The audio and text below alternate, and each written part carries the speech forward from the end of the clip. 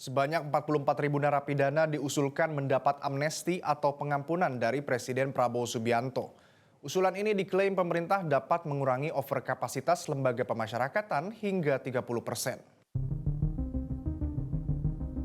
Dalam rapat terbatas yang digelar 13 Desember lalu, Presiden Prabowo Subianto membahas sejumlah isu termasuk pemberian amnesti kepada narapidana tertentu yang dilakukan atas dasar kemanusiaan, mengurangi kelebihan kapasitas lapas, dan untuk mendorong rekonsiliasi di beberapa wilayah.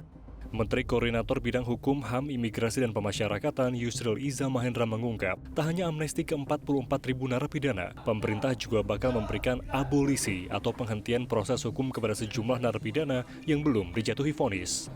Tentu Presiden akan menulis surat ke Dewan Perwakilan Rakyat untuk meminta pertimbangan DPR dalam pemberian amnesti ini, dan ada kemungkinan juga akan dilakukan pemberian abolisi terkait dengan beberapa orang yang dalam proses hukum belum ada putusan yang kemudian Presiden akan mengabolish apa yang dilakukan oleh yang bersangkutan.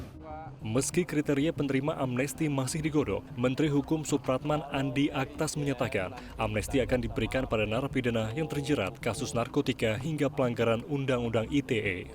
Responnya positif ya, terutama bagi kasus-kasus yang terkait dengan pelanggaran ITE yang terkait dengan penghinaan kepada kepala negara, begitu juga tahanan-tahanan yang kita anggap sebagai tahanan politik untuk Papua, itu juga cukup bagus ya dalam upaya untuk membangun dialog dan rekonsiliasi untuk membangun Papua lebih baik ke depan.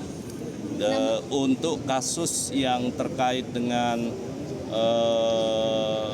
narkotika, sekali lagi itu jumlah yang terbesar yang sepanjang kami diberi data oleh Kementerian IMIPAS kurang lebih berkisar antara hampir 39.000.